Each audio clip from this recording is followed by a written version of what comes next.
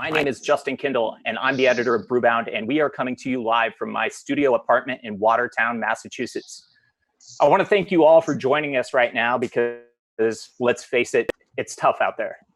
We were all supposed to be sharing beers 3 weeks ago, or three weeks from now at this event in San Antonio, Texas, at the Craft Brewers Conference. But like pretty much everything, that event got canceled, and you're stuck here day drinking in my living room with me. So we're going to talk about the COVID-19 outbreak and the way craft brewers and retailers are navigating this moment, which is quite possibly the most challenging headwind the beer industry and the hospitality industry have ever faced.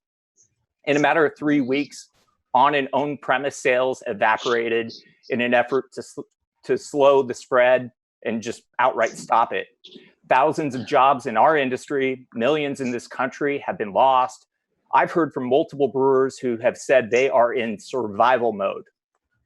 So I know we may not have all the answers right now, especially without a vaccine for the novel coronavirus. But we're all here today with the goal of illuminating the issues the industry is facing, as well as trying to learn from each other on how to best navigate this challenging moment. So we all hopefully come out on the other end stronger for it. We have two panel discussions today. Our first one is going to feature representatives from Dogfish Head, Denizens Brewing Company, The Winking Lizard, and Total Wine. Our second panel is going to feature the leaders of the three industry trade groups, the Brewers Association, the Beer Institute, and the NBWA. So let's jump right into this. Let's get our first panel up here. Joining me today is Sam Calagione, co-founder of Dogfish Head Craft Brewery. Sam, thanks for joining us. Awesome to be here, Justin. We've got John Lane, the co-owner of the Winking Lizard restaurant and tavern chain in Ohio. John, thanks for joining us. Thanks so much for having me. Also joining us is Matt Bardill, director of beer for Total Wine and More. Thanks for hopping in here, Matt. Thanks for having me. And finally, joining us is Julie Verratti, one of the co-founders of Denizens Brewing Company in Maryland. I know all of you are busy. I appreciate you taking time out to do this panel. So let's just jump right in here. And I want to know how this crisis that we're all in has affected your businesses. And I'm going to start with Sam. You've closed your pubs, you've closed your inn, but what are the larger ramifications beyond that you're facing? Yeah, sure. Yeah, thanks, Justin. So, we'll talk a little bit more about our retail locations a little bit later. For now, just sticking to distributed sort of portfolio sales, across all of our brands and all of our channels. Just looking at IRI data, year to date, the Boston beer portfolio is up 40%, but we're actually up 50% in the last 4 weeks. We think a lot of that is due to, off-premise pantry loading impact, which I think we're a lot of our brethren across the industry are seeing. And then specifically for Dogfish, in that same data set from IRI, we're about 13% up across our portfolio, with Sequench and Slightly Mighty leading as growth brands. I think we're definitely have a lot of folks that are in a similar position to us, where we see retailers, distributors, and consumers leaning into core beers, flagship beers, sort of, the security blanket approach in a moment where you're maybe not as inclined to take a risk on a brand, because every day is a risk as we navigate this. So going back to something that gives you comfort and gives you joy. And I think we're seeing that with our portfolio, as we're seeing our retail partners kind of tighten up the SKUs, but do higher volume drops of the sort of the power SKUs in our portfolio. And I'd follow up and say, what's the morale like right now at Dogfish Head and Boston Beer? And I guess second half of that would be, what do you and Mariah even tell some of the people who are your coworkers right now? Some people who have been with you for some more than 20 years. We say we are the Boston Beer Company, and together we are heavy. We're people first and product second. So our single biggest, priority is the safety of our coworkers, whether it's the majority of us that are working remotely from the safety of our homes, and the challenges and unexpected things that come up in family life when you're working from home, or our brave coworkers at our production facilities. We make sure first and foremost it's about safety, and then we remind them we made it through the first craft beer shakeout in the late 90s together as a family of coworkers. We made it through the 08 downturn, 9/11. These are going to be challenges, but we're going to have all the confidence that the great minds at our company will figure out a way to get through this challenge, as we have those we've faced for over 30 years. Julie, Denizens operates a pair of tap rooms and brew pubs in the Maryland, DC area. How much of your business was basically taken from you overnight, and what moves have you made to adjust in response? Yes, so we have 2 brew pub locations, and one of them actually serves as a production facility. So our business model has actually been kind of a hybrid, where we're a production brewery. We send beer out into distribution, and then we operate the 2 brew pub, tap room, restaurants in the 2 locations. So, we shut down in-person dining and drinking at those locations on March 16th. We really saw kind of the writing on the wall coming up to that day. The sales just sort of were dropping steadily every day. And we decided that Sunday that we were going to just close them to the public. And that's obviously a huge chunk of our revenue in terms of where we make most of our margins, as well as the business that we bring in. The governor also announced that same day that he was shutting down in-person dining. So even if we hadn't decided at that point, it was going to happen anyway. And from there, we just moved to sort of like a takeout, curbside, plus pivoted immediately to doing direct-to-consumer beer deliveries. We still sell our food through Uber Eats. We've been a partner with them for over a year now. So we're still doing Uber Eats. We're still doing beer deliveries.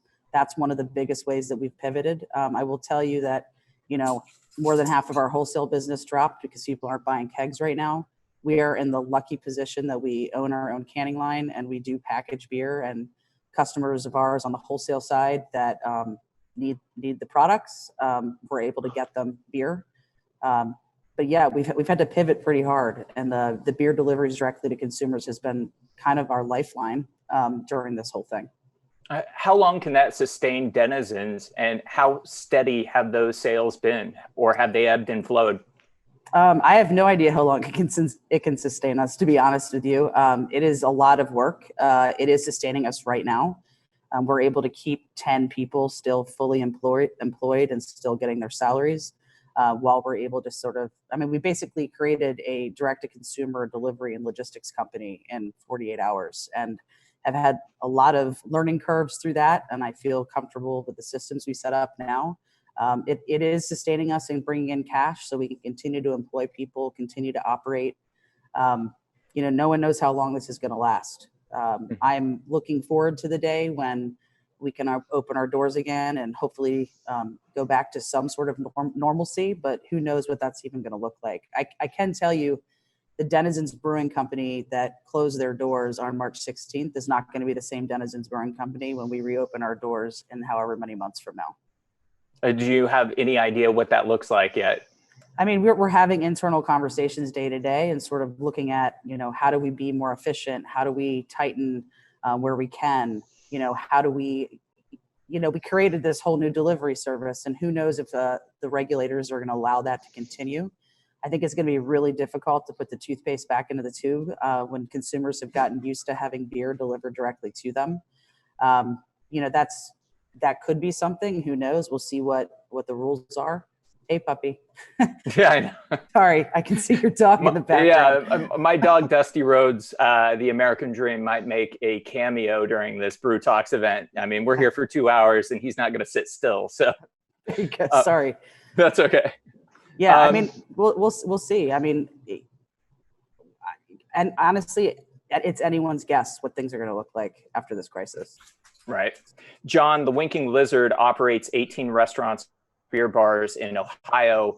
You've made some very difficult decisions during this crisis, temporarily closing those locations and laying off your staff.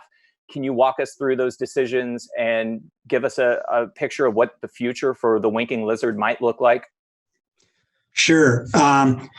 So we, on March 15th, the governor announced at 3:30 in the afternoon that all bars and restaurants had to close down except for carryout business, effective 9 o'clock that night. So we literally had less than 6 hours to make some critical decisions. I have two partners, and we immediately got on the phone with each other, and not knowing how long this was going to last was, I guess, the hardest thing coming out of it right off the bat. But we knew we were going to have to make some hard decisions. So I got right in my car and went down to our Macedonia store, because that's the one I ran for 10 years. And we got a flood of customers coming in to get their last beer. And right then it was really hard for me to even look at my employees, because I knew what we were going to have to do. And the next morning we announced that we were going to laying off 99% of our hourly team, which is about 1,100 employees. I will say that I cannot believe what troopers they were, and how they understood why we had to do what we were doing. And I think it was good communication through our hot schedules messaging, through our social media. I Love My Lizard page, that, we've got to, the end all is, no matter what, we've got to save the company, because if we don't, we're going to have 1,300 people out of work when this is all over with. So we laid off all the hourlies on Monday. We decided to keep, and we closed down 3 stores immediately, the ones that don't do a lot of carry-out business. We got our managers and in the stores, and we said we want to keep them gainfully employed. Again, not knowing how long this was going to last, so that we had the infrastructure in place that we could reopen as soon as the governor told us we'd be able to reopen. The problem is our restaurants are big. And so you'd have 3 managers literally in the back of the house, opening, getting the food prepped, doing the carry out, and then cleaning up at the end. And that's tough, and really tough, hard work. And then the front of the house guys are taking care of everything in the front, had to reorganize how people pick up, the social distancing, etc.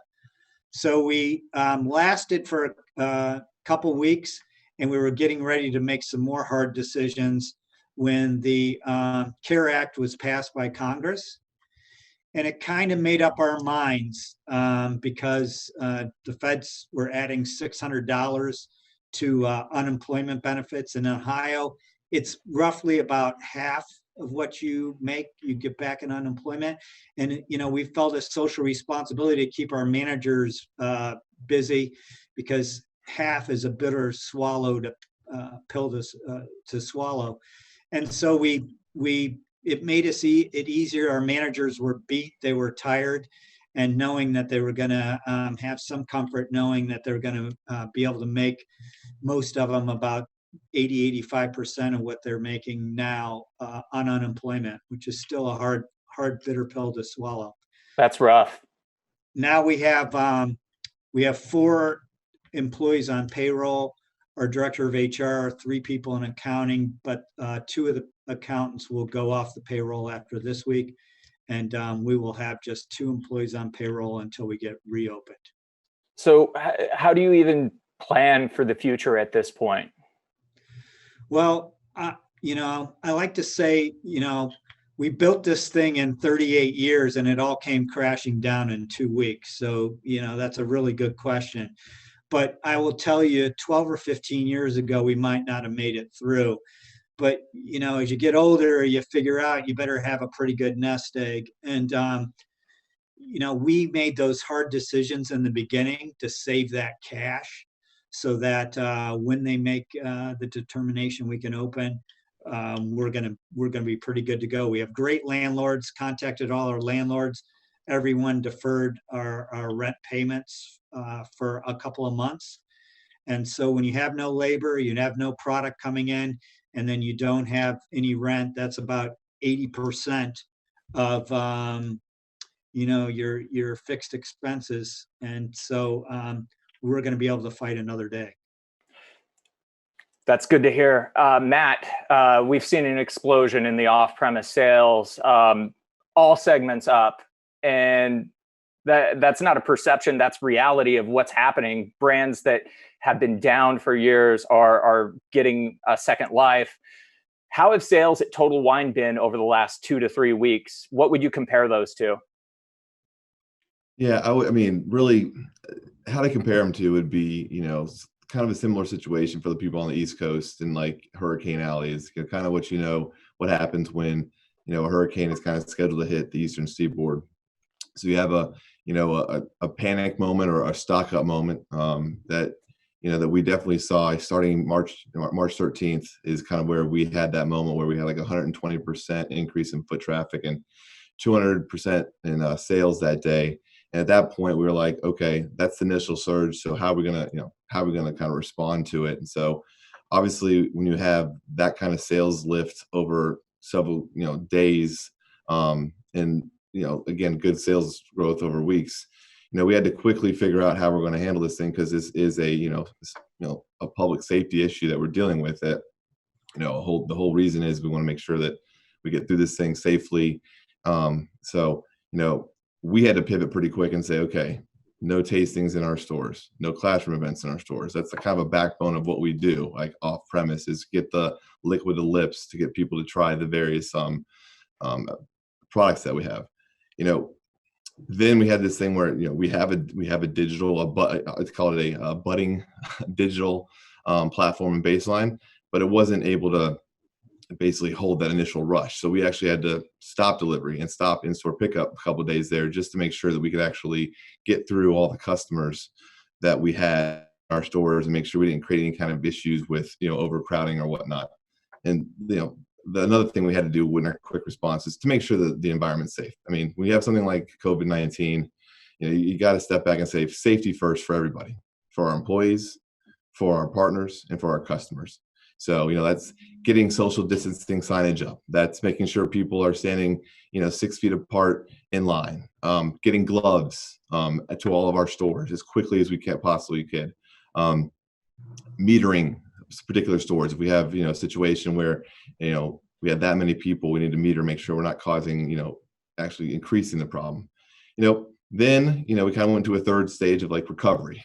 And that was when we were able to hire 1,500 people in 2 weeks to help us get through this surge and this kind of shift of business that we're going through. And the shift, again, in-store traffic is up, but also the big shift is digital and what that means, the in-store pickup and how that we have to now shift there, opening, getting people in at 5 a.m. to pick orders from 5 until the store's open. Allowing wholesalers actually to deliver earlier, so then we can limit the number of people that are in the building for safety to keep everybody safe and the environment as safe as possible.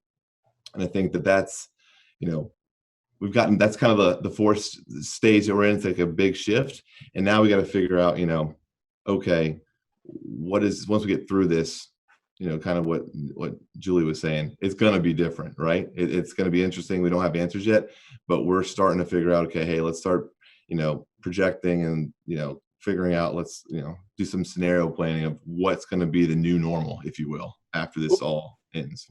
What can't you keep on shelves right now? And don't say Dogfish Head or Denizens just because Julie and Sam are on the call. No, I would say, I think that I will give kudos to the supply chain. A lot of it, I mean, again, we can talk about reasons like the on-premise had a lot of, them closing down. John, it really hurts them. But in general, we've had a pretty good response from inventory perspective, where we've actually, with the increased demand that we've had, we've been able to keep our stores stocked. I would say that, there is an uptick in larger packages across all categories, whether that be craft, big brewery, or high volume imports. I think that's, again, a trend that we're seeing overall. It's that stock up. But also, The domestic premiums, I think they, they came back a little bit as well from where they had been. But, again, hard seltzer is still there too. And I think that's another thing too, is that trend hasn't stopped. And I think that's another evidence that trend is probably here to stay for a good period of time at this point. I want to get to a question about, well, I guess we don't have a lot of answers right now. And knowing that, though, I wonder if each of you can share one necessity is the mother of invention example that hopefully our audience members can learn from today and potentially apply to their own businesses. And I'll start with Sam. Is there something along those lines, some piece of advice, something you've learned in this moment that you can share with the audience? So, I mean, I think getting up every day and the news cycle changes by the moment. I recognize for a lot of us in the industry, every day is like a Sisyphean task where you're rolling this boulder up a hill, and then there's something else that pushes you back every day that you didn't expect. But the way, we're approaching it at Dogfish and at Boston Beer is you try to make 3 little baby steps every day. And the first one is, how do I keep my coworkers and myself safe today? The second one I would say is, how do I do something that helps my community through this moment? And then the third would be, how can I make a baby step forward for our company today? And most days in this moment, you might only get 1 or 2 of those steps, but that's what gives you hope when you make those steps forward. I'd say for us, necessity becoming the mother of invention would be, for us, the recognition that we knew on-premise was going to be hit hardest, at the same kind of moment within days of us also knowing that because we have a sizable distillery, we had the raw capabilities to make a high volume of hand sanitizer. So it's the first time in the history of our company we took a product from concept to delivering it, fully label approval by the FDA in less than a week to get hand sanitizer to our local hospitals. And we thought it would only be our own coworkers that needed it, but the governor reached out to us, and soon they became our biggest customers. 100% of the profits from our hand sanitizer sales go to a fund that Mariah and I, through the Beer and Benevolence fund that we have established to create financial relief for hospitality workers in our state. And we funded that as well with a $50,000 donation, and we'll match that with another $50,000 donation. And in synchronicity with our other brands, Sam Adams is super active on the Restaurant Strong program, which is now we've put over 200,000 into that. It's impacting 20 states. John Lane mentioned that he shared that with his employees, which is exciting to see it gain traction state by state. So, keeping our people safe first, as I said, is the first thing. When you come to one of our facilities, everyone has to get their temperature checked on the way in. We've dislocated shift changes, so there's not even that changing of the guard happening with people next to each other. Face masks for all production people. So it starts with the concentric circles from take care of safety, health first, then your community, and then worry about business and profitability is the way that we're navigating it. How about you, Julie? The question was sort of, what have you innovated? What type of learning could you maybe share that worked for you in this moment that maybe someone else can apply to their business right now? Sure. I don't know if there's anything very specific, like do this and you'll get, this as a result. But I will say, just generally speaking, we had to pivot immediately, just like every other business right now across this country. So don't be afraid to make a decision and then change your mind an hour later and pivot again. We started delivering direct to consumers on Sunday, March 15th, and we've changed our entire system up and down in less than 3 weeks because we realized certain things are working, certain things weren't. And we're now at a place where we're way more efficient on it. And it's allowing our folks that are still on staff to still keep working, but also not be working 16-hour days. So that we're, again, going to Sam's point about taking care of your staff, taking care of your employees, and making sure that they're safe, they're healthy. And then obviously making sure our customers are also safe and healthy and still being able to get the products to them. I think that, these are unprecedented times, and people need to be, all of the old rules of what we used to do need to be thrown out, and we need to just be doing everything we can right now, as a company, as an industry, to try to pivot and make sure we survive on the other side of this. We had a question come in, and somebody asked, when you're running for public office, Julie. Well, I already did that once, and I got my ass kicked. I did run for Lieutenant Governor of Maryland in 2018, and it didn't work out. I will always be engaged in talking with public officials as well as my community. I'm very loud. I have a lot of opinions, and I don't mind sharing those thoughts with folks. But thank you for the question. John, anything that you've learned in this that you might tell other retailers on how you've handled this that maybe they can apply to their business? Yeah, I always like to say we're in the people business first, in the restaurant business second. In fact, over 150 of our employees have worked for us over 10 years, which for on-premise retail, I think is pretty awesome. And communication was key through all avenues. And I think making the hard decision that, keeping people on and try to struggle and still writing checks every week is not going to do us all any good if we have to keep doing this for 10 weeks and all of a sudden we can't come back another day and we're permanently laying off people. So making them understand that we're making these hard decisions so that we can come back, and I think we're going to be stronger than ever. I think a lot of our brethren are not going to be in the same boat. I've already seen lots of numbers from NRA, National Restaurant Association, and we're going to be one of those standing, but there's going to be a lot that are not. Yeah. Matt, for the local and smaller craft brewers who are heading into this spring and summer month, I guess we're heading into that period. Is there any advice you can share with them about how they can find success with Total Wine? We've always supported local. We've always supported newness, and we always supported trends at Total Wine. That's what basically differentiates us, in all of our products, but in particular beer.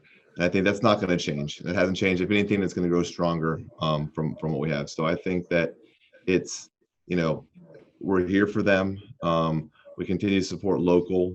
I can tell you there's been a couple people, a couple breweries in various parts of the country that hadn't been, there's been a keg business, right? And then, this kind of forced them to go cans, and, we're more than we're ready to, have them have their cans in our stores. And I think that that's, one of those things that, we always have been. We haven't stopped. Now, I will say, full transparency, my team didn't stop adding new items or looking at new local breweries, but there was a time back when I was talking about a week or two ago, when we had that spike in sales.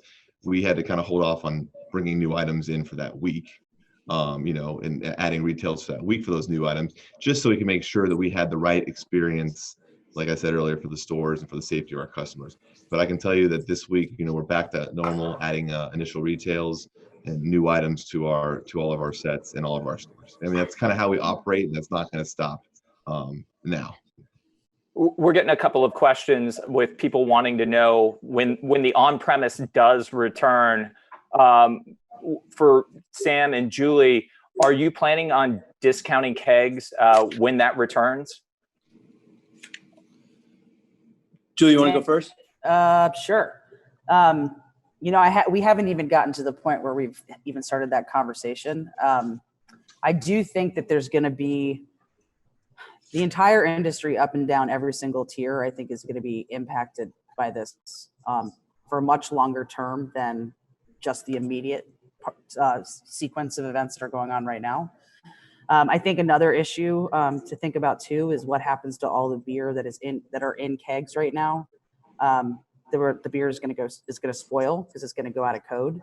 Sort of what are we doing to help the entire tier, all three tiers, go through that?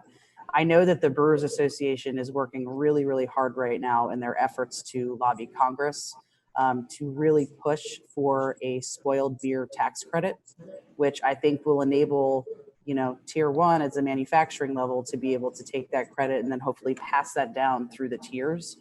But yeah, I mean, it's a very good question, and it's something that, with everything going on, I'm going to take that question and add it to my list of things that me and Emily and Jeff need to talk about internally about what we're going to be able to do.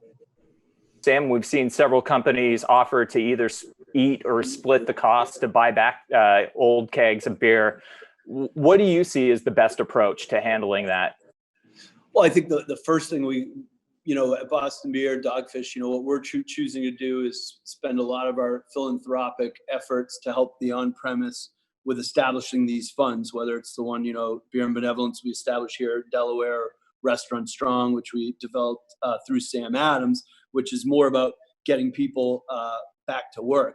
I also think we got to be really conscious that this to-go / takeout / delivery world we're living in on premise right now, instead of focusing on so much on what's going to happen when everything gets open right now, we got to be really thoughtful about how do we do this new world order for as long as it takes, because it could frankly take months. And our on-premise leader Hempy gave a great example, which I asked him, so what are some examples nationally of people doing really ambitious, interesting entrepreneurial things to make money in this moment when their on-premise businesses can't happen in their building, like the inventive stuff Julie and her partners are doing. And he gave the great example of, you can't just hang a flag outside and say, I'm open, come by and buy something to go or come to my curb. This is when you need to market that you're open proactively through social media, through digital, through wherever your platforms are. But that marketing should start with showing how thoughtful you are for safety considerations as you're keeping that component of your business open. So I'm looking forward to the moment when we can put our plan into place about what we're going to do when we open our locations. Like, we'll probably extend our food specials discounts through the summer to help people that we know probably don't have as much income as usual. At our hotel, we'll probably market more to the mid-Atlantic than nationally, knowing that the aviation industry is probably going to be under pressure for a good year. More people are going to do more local vacations. So we're thinking about that stuff. But right now we're trying to, buy from our on-premise accounts, our food for our coworkers, going out and supporting those that are brave enough to stay open. And we're staying in this moment for now before we think about reopening our own retail locations. For the keg beer that is still in code, we've gotten some questions about what's the best way to handle that. What would your suggestion be, Julie? Sorry, I'd unmute myself. For the ones that haven't gone out, I mean, I know that there are lots of on-premise places, at least in Maryland, DC, and Virginia right now, who are still doing takeout, curbside pickup. If folks have your kegs, we have actually had a couple of places buy kegs from us in the last week or two. These are folks we self-distribute to because they're using that beer to put into growlers and sell those to go. Or some of these places have crowler machines and they're packaging them in crowlers and selling those to go for their customers. Anything that you can do to try to support them. We've had a lot of on-premise places reach out to us and say, hey, we've never needed to use growlers before. Do you happen to have any extra growlers we could get from you? And trying to help where we can with that, and then also making sure that we're sharing all of the the vendors that we use as well, and sort of giving advice on, well, we know that these guys don't have a large minimum for ordering, we know these guys have the best price if you do, just trying to help people out to get them access to the materials they need. John, we've heard President Trump propose a restaurant deduction to help out the hospitality industry. Would that benefit the Winking Lizard? And what assistance does a regional restaurant chain like yours need the most in this moment? Well, there's a couple of things, and absolutely that'd help. I mean, I think anything you can help business to defray expense, and then in turn, that's going to help us getting those business customers to spend money is a great thing. I think there's a couple of things. In the state of Ohio, we don't have credit, so it's all COD. And I think if you think about it, this thing's going on, and our part of the freshness is, yeah, we're going to have to pour a lot of beer down the drain, and we're going to have to get rid of a lot of packaged beer. So it's a lot of restocking and a lot of inventory. I know that the state of Ohio is already exploring on the spirit side, talking about giving credit, on the initial order for 30 days. I think anything that we could do to help that way would be great. I have talked to a couple of breweries, and they're talking about doing a special package just for the on-premise, maybe some one-offs. Again, one brewery is talking about doing $100 keg, something special, one-off just for on-premise that we can charge normal margin just to, because I think we need to just be able to get our feet off the ground. Matt, is your phone ringing off the hook right now with breweries wanting in? Yeah, I mean, like I said before, we always are very open, but yes, there are definitely opportunities that have come to us that, that we haven't been able to, that we've either had a great relationship and that we can make it bigger. Like, our store out in Colorado, works very well with WeldWorks, right? And so having the solution for them, I think this all happened right before they were going to have their, I apologize, it was an anniversary. So it was one of their anniversaries. They had brewed all the beer, and then you have a situation where their tap room brew pub gets closed down. So where are they going to put that beer? So my local team has been working with them to figure out, hey, how do we do this? We were able to get, places like The Alchemist was able to, they're shipping some stuff down into the off-premise world in Massachusetts, something that doesn't happen that often as well. So I think that's, those are the opportunities, along with the local partners that we always have had. How do we strengthen that relationship at this point, is another thing that, my team as well, my teams in the field are working really hard to do. Julie, you've been very vocal about the needs of small businesses during this crisis. We've seen 3 relief stimulus packages passed, and there's talk of a 4th coming. Are you getting the assistance you need, and what more needs to be done? Well, I'll say that it shouldn't just be talk of a 4th. There needs to be a 4th. There needs to be a 5th. There needs to be a 6th. There probably needs to be a 7th, all the way up until we are able to get to the other side of this thing.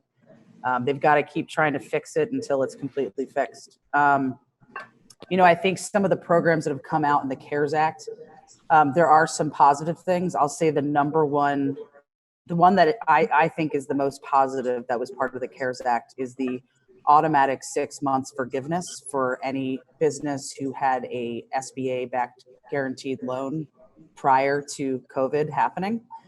That's huge. SBA loans are expensive. The fees that you pay to get those loans in the first place are more expensive than regular commercial loans. So having those 6 months of payments be not just deferred, but actually forgiven, that you never have to pay those again, is almost like making up for all those high fees that you had to pay for in the first place. And it also helps with cash retention. The 2 things that small businesses need right now are cash retention and cash infusion. And so if people in office are creating programs, they need to be looking at those 2 things as the end goal. Is what I'm creating right now going to allow for more retention of cash in small businesses, or is what I'm doing right now going to allow for an infusion of cash for these businesses? The government shut businesses down. People have been laid off across this country. The numbers came out today. I think 10 million people have filed for unemployment across this country as of today. I think it's going to continue to rise. The government needs to step in and do as much intervention as they possibly can. The things that I think Congress can do right away is make a mandated moratorium on all commercial debt payments, a mandated moratorium on all commercial rent payments, and a mandated moratorium on all commercial mortgage payments. And you got to do all 3 of those at once. We can't just stop people from having to pay rents, but still make landlords still have to pay their mortgages. It has to be both of those things at the same time. Mm-hmm. I think there's a lot more they can do. I think that unemployment needs to be increased even more. Any program that's being created, the paperwork needs to be as reduced as possible.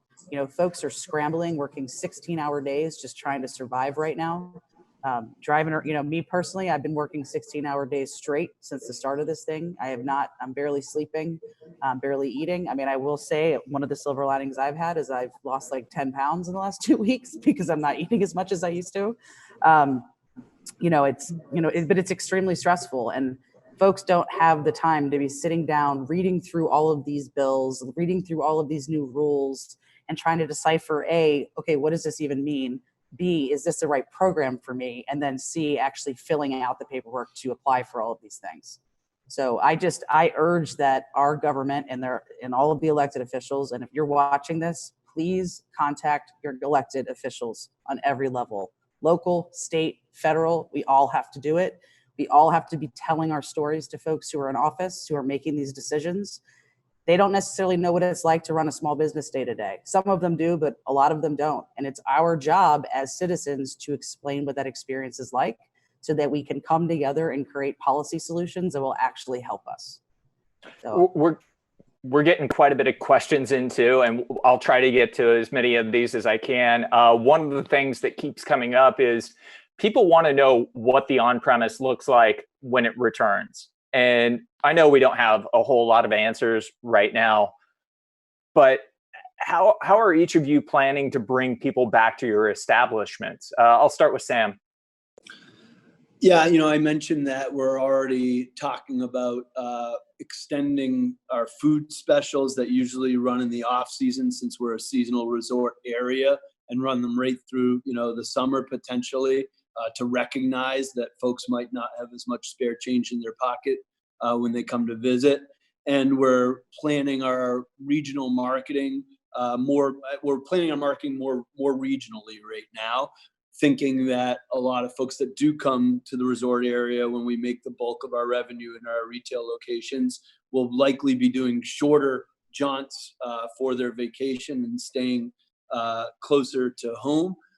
So those are two ways that we know we're doing it. The other thing is we're installing a sweet little canning line in our Rehoboth facility to start offering to-go 4-pack, 16-ounce beers, both old school Dogfish throwbacks and really innovative beers, to entice folks from around the country that do want to take a longer jaunt to know that there's going to be something special that they come and can only get at our locations. And that will help our coworkers within our building in terms of tips and revenue as well. John, how do you even think about what your restaurants look like when this comes back? Yeah, we've got my two partners and I have a meeting next week to just discuss that. How are we going to reorganize to come back, and what are we going to look like? Are we going to have a lot less bar stools? Are we going to have a lot less tables in our restaurants with more distance, which in turn is going to require less staff? Those are a lot of questions at the forefront. Yes, we were already pretty much, advocates of core brands, but is that customer going to want a lot more different, or are they going to come back to more and more to core brands? Are they going to be more important than ever? Lot more questions than answers, that's for sure. Same question for you, Julie, because I've seen some of your tweets about the uncertainty, even with some of this federal assistance, and trying to decide how you come back. So how do you weigh, what the new Denizens looks like, whatever that is, with, health and safety, and also applying for all the federal assistance that is out there, like payroll protection? Like I said earlier, we are having conversations about what it looks like when we reopen. We're in a lucky position that at least in our Silver Spring location, we have a very open and expansive beer garden, which in the summer months would enable people to be out drinking and keeping distance from each other in a large open air space. We're also talking about maybe our food menu is tightened. We don't have quite as many offerings on the menu. Thinking about things like, do salt and pepper shakers even exist anymore after this? Are people going to really want to be touching laminated menus? I don't know. Probably not, unless they are disinfected in between every single use. So maybe everything goes to paper. These are all the little things that we're thinking about in terms of just even the service model. We want to make sure, again, that our team is safe. our company is protected so that we can continue to employ people and continue to be a community space and a community partner in Maryland. And also making sure that our customers are having a good experience. And again, everything is uncertain right now. That's been one of my biggest issues with some of the programs that have come out in this last couple of weeks in the CARES Act specifically is, small businesses are being asked to make long-term financial decisions in terms of deciding what types of money or what types of program they apply to borrow, but they're basing what their revenues might be in a pre-COVID world. So what did your numbers look like in 2019 at this time? How many employees did you have during that time? And then you have to decide whether or not you're going to borrow money, and what is it going to look like in 2020 after COVID is done? Nobody has any idea how many folks are going to be coming back to go out to eat at restaurants, at on-premise, to drink at bars. It's all a guessing game at this point. Sam, we've seen a number of laws loosened during this emergency to allow brewers to sell beer to go, deliver beer, restaurants to sell alcohol to go. Are we seeing the door open to more permanent changes? Well, we at Dogfish, chose not to open our retail locations to, for us, part of that was making sure we're keeping as many people safe as we can. But the other was, our production brewery, our production distillery, that's kind of the heart of our economic engine, and our pubs are important, but we also know that our local restaurateurs, mom and pop restaurateurs, the heart of their business is their restaurants. So we decided to close ours and feed business to them. That said, we're very proud of our tasting room and brew pubs. We look forward to getting them open. They're awesome R&D hubs, brand education hubs. But, and I know Jim Cook and I have both said this for years, 99% of what we sell is through the 3-tier system, and the craft brewing renaissance in America would not have happened if it weren't for the 3-tier system, in terms of creating an even playing field for the smallest of brewers to get to retail. As Matt described, how quickly they could act to bring beers that were not traditionally in total into total. That to me is critical. Now, Julie has described that there will be a new world order, and this may be a shameless plug for the next panel we have with Jim from the BI and Craig from NBWA and Bob from the Brewers Association. But I have all the confidence in the world that our industry leaders across the 3 tiers will recognize in this new world order what we do to sort of evolve our business model, but in a way that protects the integrity of our system. Here's a question from the audience. Do you think that pricing will drop across the board for on-premise? Do you think that we could go back to early 2000s keg prices? Will we move back to $5 craft beer pints for accounts? I'll throw that out. What do you think, Julie? My first response to that is, if we want to have lower keg prices, we're going to have to take a hard look at the types of beers that are being released right now. The biggest trend recently has been IPAs, especially hazy IPAs. We make a hazy IPA. I'm not saying there's something wrong with that, but those types of beers are really expensive. I see a lot of lagers coming out in the near future. They're lagers and beers that are not as expensive to make. I think, this is a really good conversation to have. Again, nobody has any idea what things are going to look like, but having cheaper kegs is certainly going to help our on-premise partners be able to get back open and back on their feet a lot faster, and hopefully sustain and continue to thrive. We have to remember, this is not a market forced shutdown. The market was actually doing really well. This is a pandemic that happened that shut everything down. So I am hopeful that if we can get the right programs in place, that we can get the right support in place, and we're all working together across all 3 tiers, we're all going to make it alive on the other side. And I'm getting more optimistic by the day. I can't tell if I'm just going through the phases of grief and I'm now at acceptance, or if this is a situation where things are actually going to get better and there are better programs that are being created. But we all need to work together across all 3 tiers to make that happen. Man, I hope you're right. I really hope you're right. I do too. John, I guess that same question, how will you view this when the Winking Lizard gets back online? Yeah, I think our partners have always done right by us. And so I think, I love our capitalistic system, and I think it's going to find its way, right? There's a few challenges with that.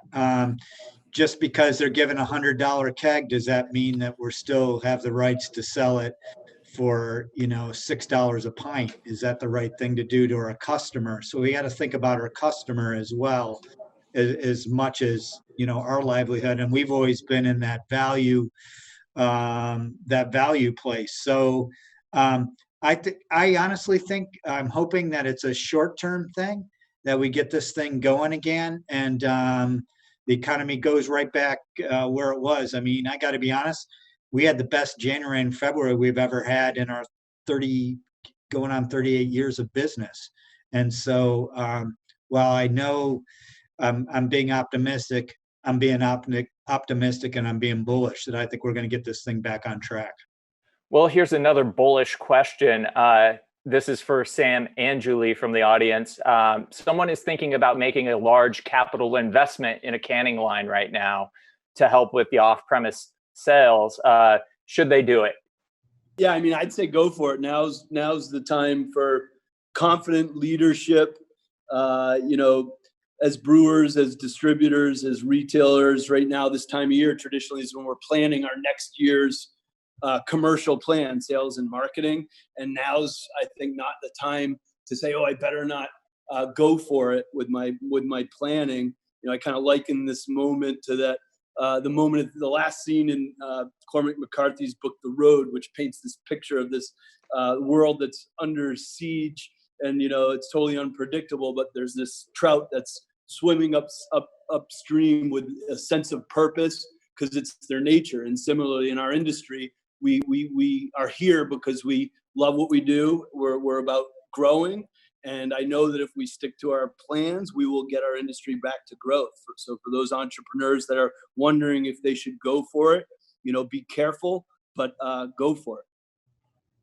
Well, they might come back to you in a few months. I don't know if I'm necessarily as bullish as Sam is. I would say, I mean, that's obviously like an internal business decision for whichever company is thinking about doing that. If you have the extra cash and you can afford to do it, I will say that we can't package beer in cans fast enough right now. I mean, we're packaging 4 or 5 days a week. We're brewing double turns multiple days a week. Our production staff is fully employed right now. And a lot of that's because of the, again, direct to consumer sales that we're doing through beer deliveries, and then also through the wholesale customers that we have. We have a couple of wholesalers, and we also self-distribute in certain jurisdictions. So yeah, if you have the cash, sure, but you also have to remember, what's the lead time? Did you already put the deposit down? Is it already being created? Or is this like, you're going to put the money down and you don't get this thing for 8 weeks, 12 weeks? I've got a question for Matt. I want to hit something on e-commerce sales because we've seen a huge uptick with services like Drizzly. Is this a moment where consumers are really going to finally adopt e-commerce? Are we at the moment where we've finally had the trial? We've gotten so many more new users doing it, and it's going to take off from here? Yeah, I think there's a couple of things you need to consider. One is, yes, there are a bunch of customers that are being exposed to the digital, whether it be delivery, curbside. We're as of tomorrow, we'll have 150 stores that have curbside pickup. Again, before this was on the roadmap for 2021, and now we have that. So customers are always going to get exposed to it. I think one of the things that, do I think it's going to continue to, right now we're experiencing, mid-20s to high 20s digital as our total business on a given day.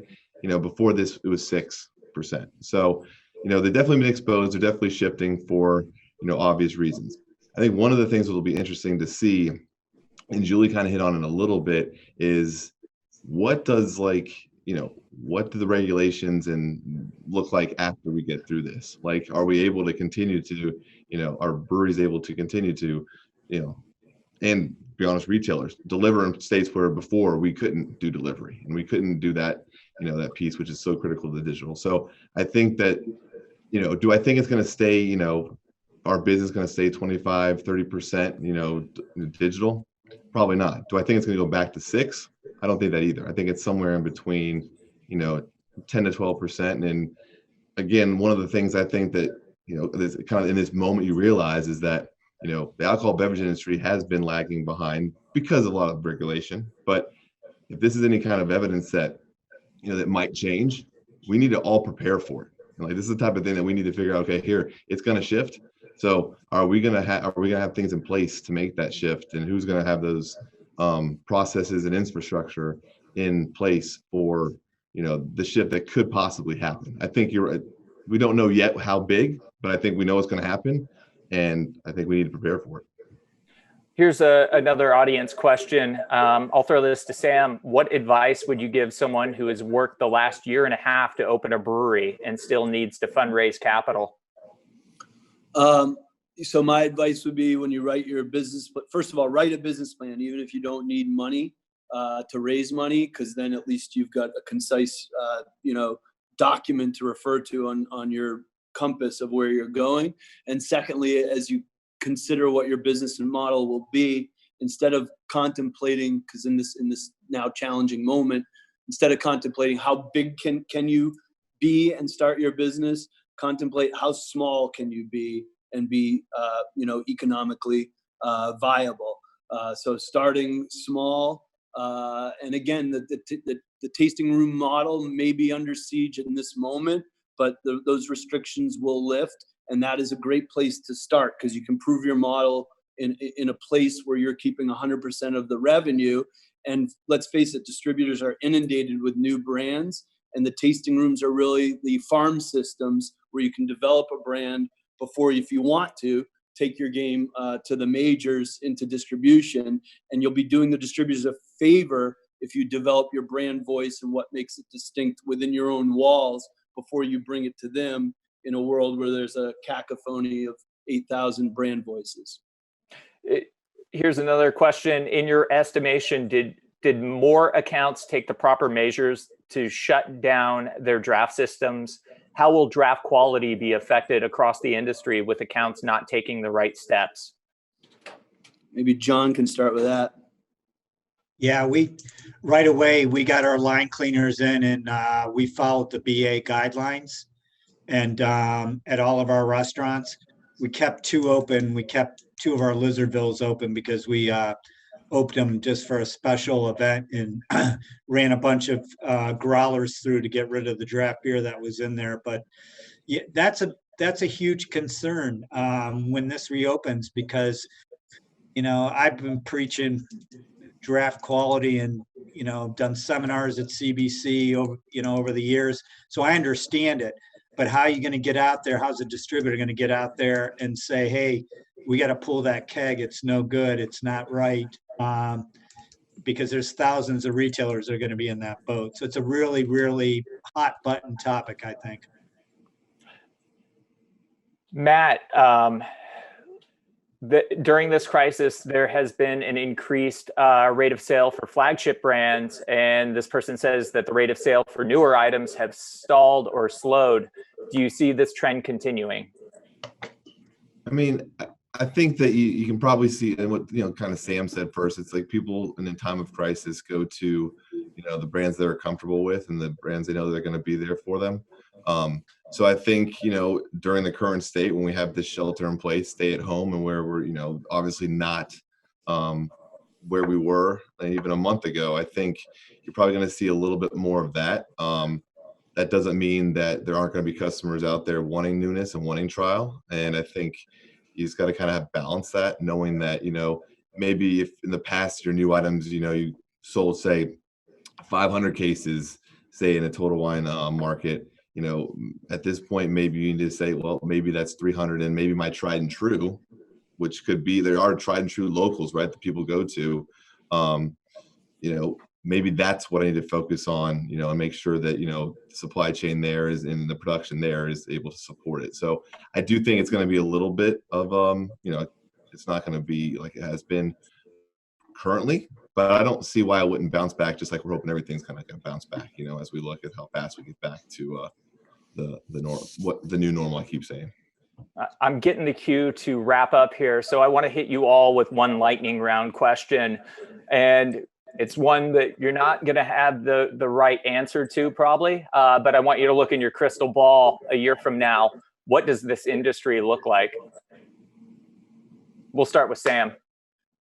12 months from now, Yep. What does this industry look like? I think to be realistic, I would think that on-premise has now gone back to a trend of growth and back to some semblance of normalcy. But frankly, I don't think we should think that it'd be all the way to normal from there. I would say that being realistic, there may be fewer mid-sized craft breweries that relied on distribution for the majority of their sales. But I do think the smaller tap room model is going to be very, very strong, and the largest sort of 100 plus, top 100 plus will be in a safe place. And, on the wall behind me is a bunch of our coworkers. What I do have confidence is that in 12 months from now, we'll have all of our coworkers moving in the same direction to help our industry get back to growth, shoulder to shoulder with all the other craft brewers and their coworkers that are out there. Matt, real fast, what does the industry look like in a year? I think it's going to be one that relies more on a digital channel approach, not only just for getting the word out there of the brand like it is now, but I think it's going to be more of a functional digital process as well. We'll see, but I think that's what's going to happen with this experimentation that we're doing now. John, what does the restaurant industry look like in a year? I think realistically, 25% restaurants are going to go down after this right off the bat. But I think hyper local is going to be accentuated. So the local guys are going to win out even more. I think some of the national regional chains are going to get their butt kicked. And I feel sorry for the fine dining guys, because I think that's going to take a while to come back. Julie, bring us home. What did we look like in a year? I'm not going to answer that question. What I'm going to say is call your legislators and ask them to do things for you that you need. Everyone needs to explain what help you need. You know what help you need. Call your legislators, federal, state, local, every single one of them, and ask for the help you need. See, that's a better answer than I could have hoped for. I'm voting for. You're running Montgomery County. I'm voting. Vote for Julie. Oh my God. Julie, Sam, Matt, John, thank you for doing this panel. Everyone out there, thank you for tuning in.